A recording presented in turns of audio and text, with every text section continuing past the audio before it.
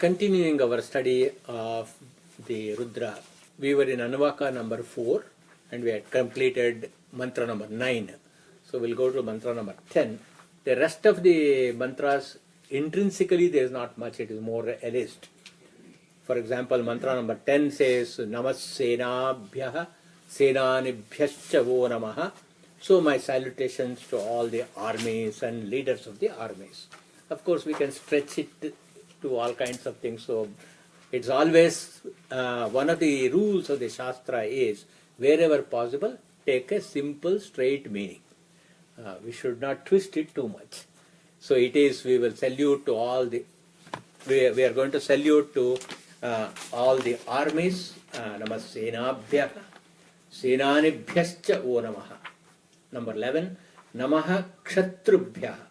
So you may remember that whenever Kshakara comes and then preceded by the Anuswara, then we must take a pause. That's why you will see in your books a comma. Namaha Kshatrubhyaha. So that's a standard rule. You remember yesterday also I mentioned that in the class. Namah Kshatrubhyaha. Kshatrubhyaha means those who are charioteers. Then it's also applied to those who make the chariots. So all Detroit comes under that under that definition. Then Sangrahitrabhyaha. Sangrahitrabhyaha means those who hold the reins to the Ratha. So all of us, because we are always holding the steering wheel all the time. Then the next is Namastakshabhyo Rathakarebhyascha namaha. Takshabhya means carpenters. So, with this, your Sanskrit vocabulary also will improve considerably. Takshabhya are carpenters. Rathakarebhya, those who are makers of the rathas. That means you have got architects. Architects and designers are there. In anything, whether it is hardware or software, you need architects. And the architect will determine the structure by which a product has to be made. Then usually that architecture becomes a template for others to use. So Rathakarebhyaha will actually do the design of the varieties of rathas. So as you see, as I mentioned last week, for Atiratha, Maharatha, Maharatha, so appropriate kind of chariot also is very essential. Because they will be taking on higher and higher numbers of enemies. See that's why you will see in Mahabharata also the Ratha used by Arjuna was the most efficient of all. And you will also see in the Puranas there were Rathas or vehicles which could also fly like the Pushpaka Vimana and others. So Ratha means anything that transports you from one place to another place, no matter what kind of transportation it is, because we should not say Ratha means it is some bullock cart. It can be much more sophisticated than that. So so now you can see Rathakara is not just somebody who slaps together a few widgets. It is something more sophisticated than that. Rathakarebhyaha. And then the Takshabhyaha are either carpenters or also those who can assemble the parts. Even those people who assemble the parts also need to have some sophistication. Namah Kulalebhya Karmarebhyascha. Kulala means potters. Namah Kulalebhya Karmarebhyascha vo namaha. Kulalas are potters. And then Karmaras are those who actually use metals. So Karmaras are blacksmiths in particular. And actually they can be any metalsmiths in general. Namah Punjishtebhyo Nishadebhyascha. Punjishtas are those who catch birds for food. And then Nishadas, as you know very well, are fishermen. Namah Ishukrudbhyo Dhanvakrudbhyascha. Ishu means arrow, those who make arrows. Dhanvakrudbhyascha, those who make bows. As you can see, there is not much in this particular section, unlike the earlier sections we studied. Namo Mrugayubhyaha, those who are hunters. Shvanibhyaha, in some places, especially in Britain, they hunt with dogs. I don't know whether they do it here or not, but there will be a pack of dogs, and then they're hounds actually, and then they go and first find the prey, and that will be held in check by one specialist, just like the caddy would be there for in golf. So similarly, these are called as Shvanibhya.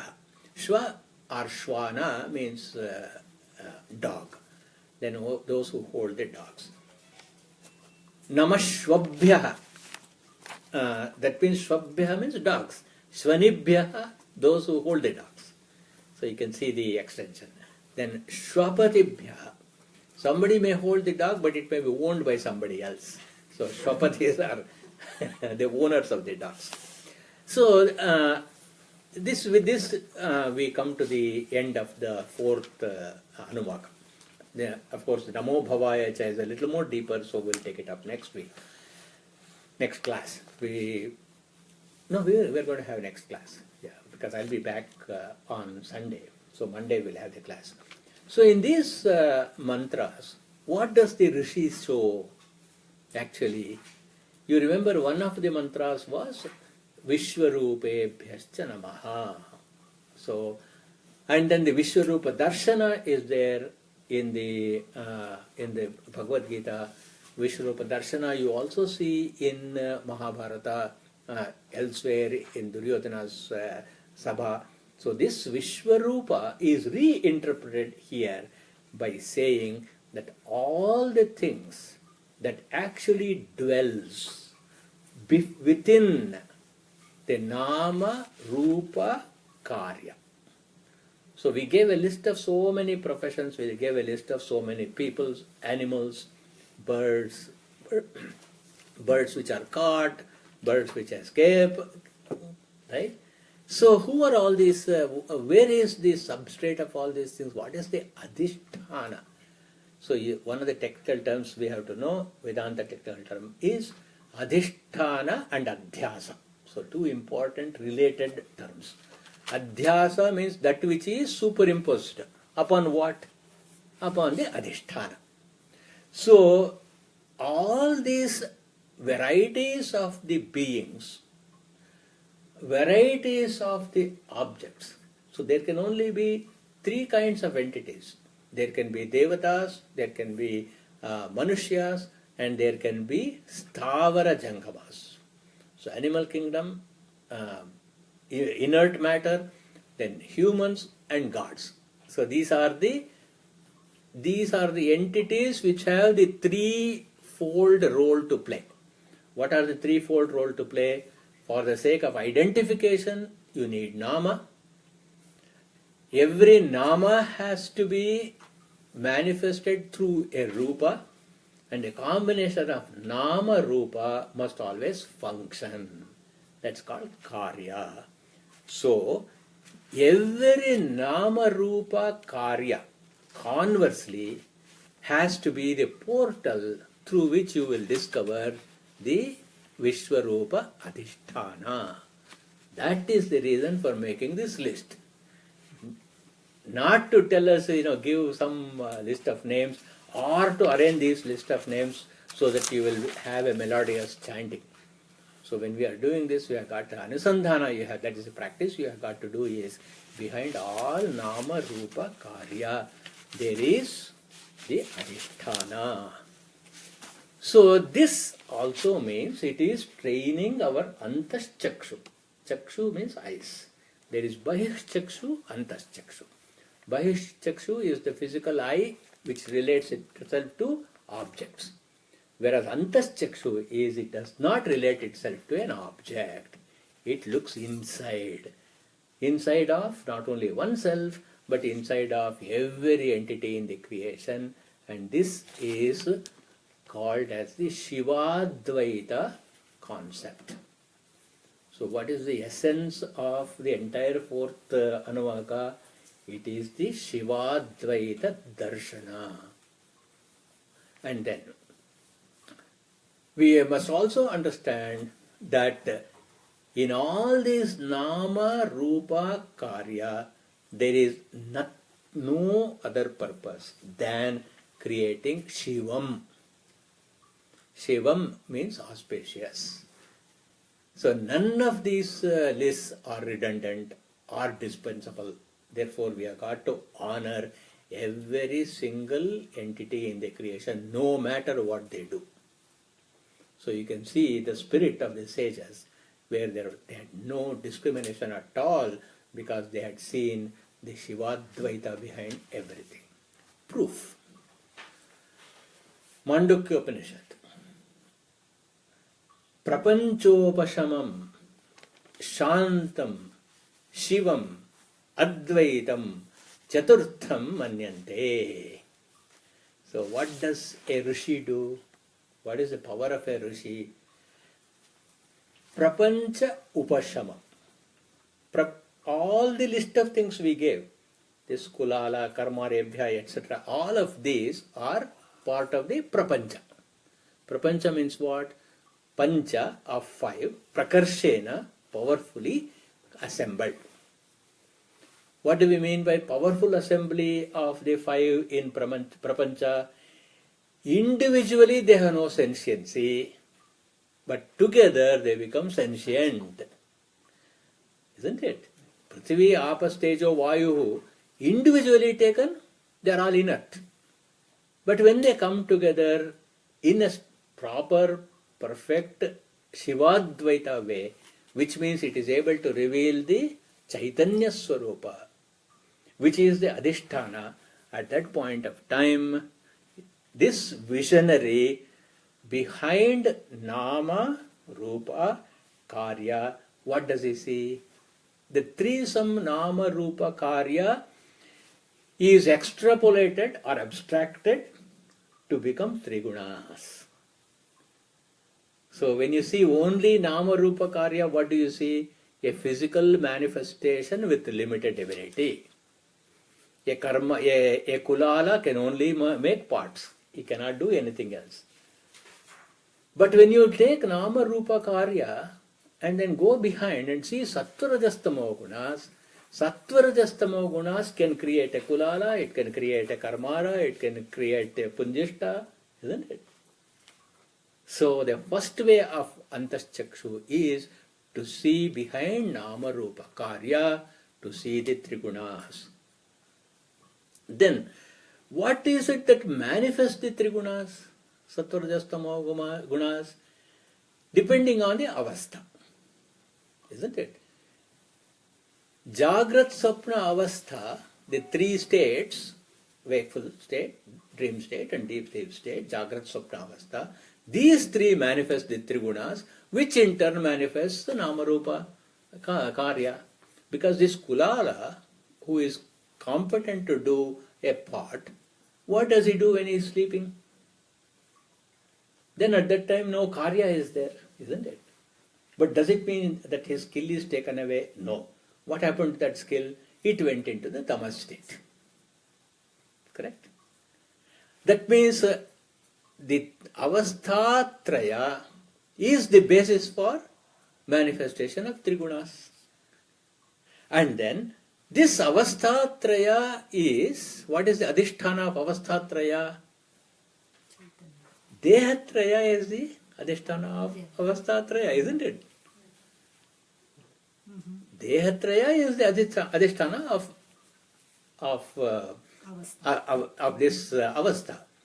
Which is the basis for Dehatraya? Kalatraya is.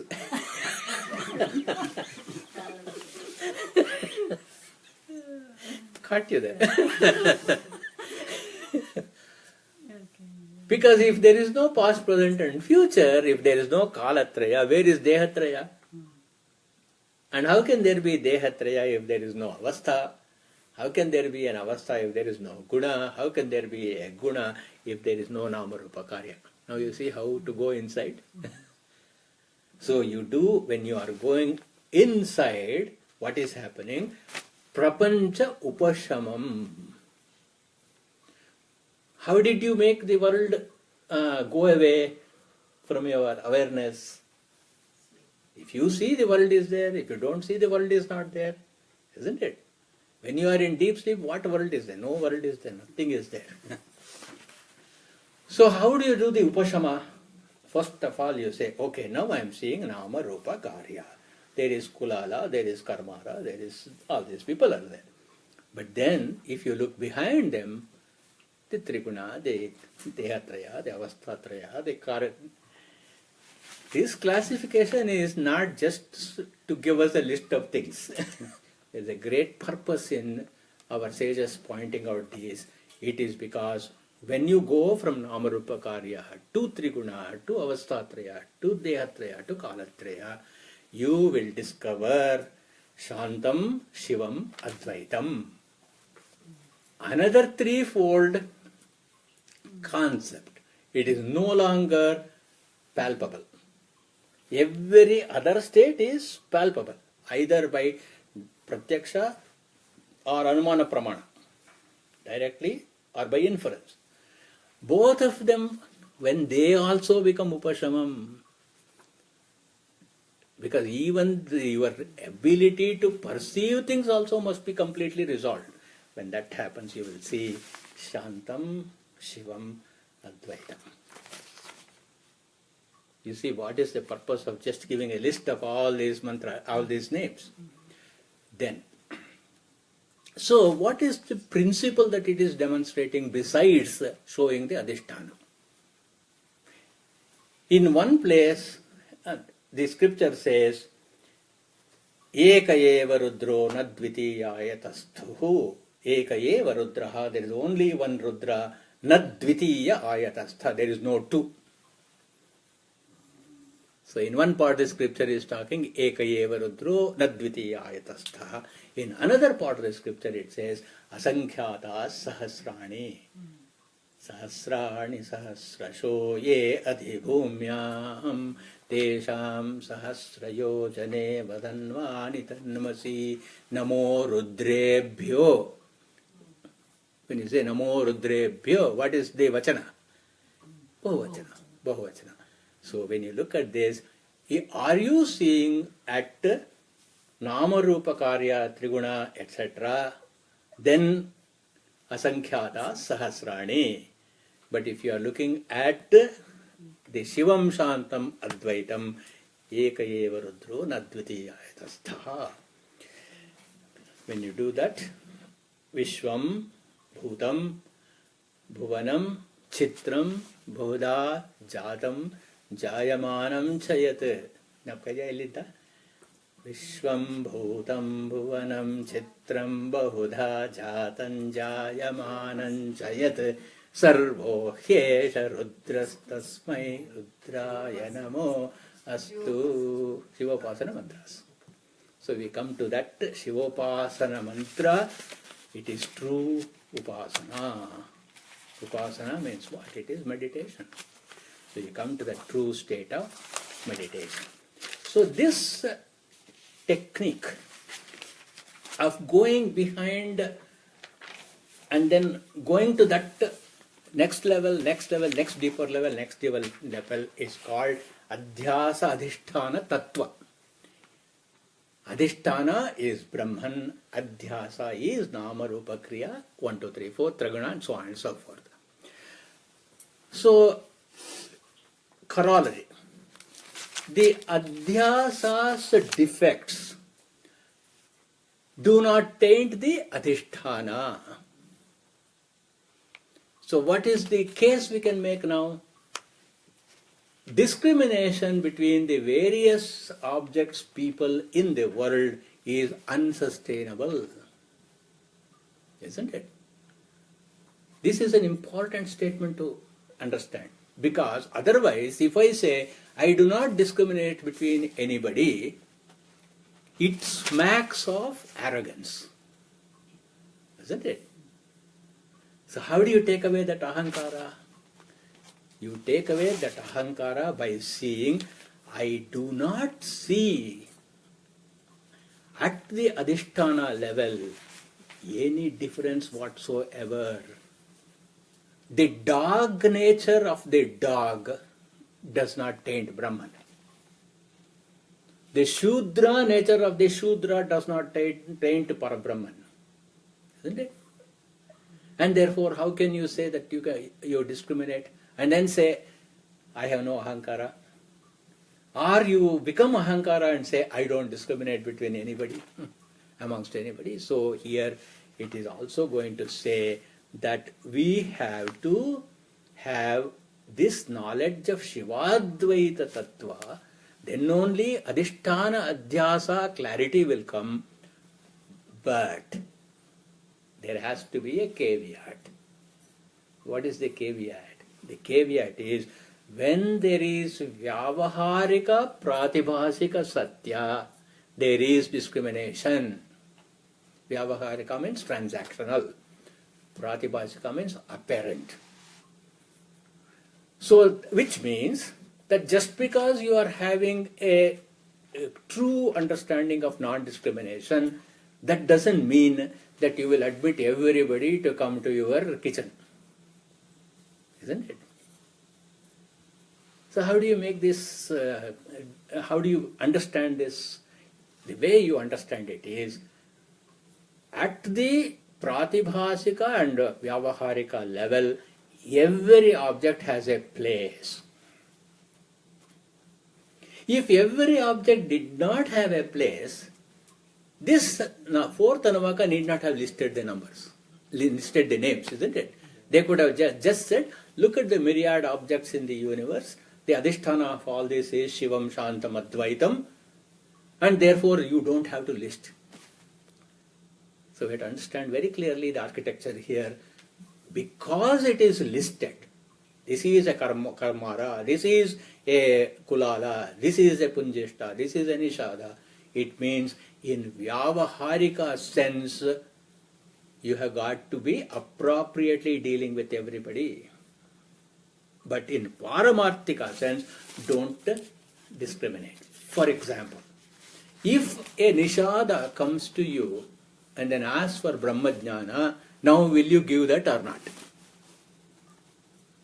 If a Nishada wants to come to your kitchen and share the food in the same plate, you will say no. Correct? Because it is Vyavaharika discrimination. But when he comes to ask you for Brahmajnana, what do? This is the reason why Bhagavan said in the 5th chapter, what did he say? of the Gita.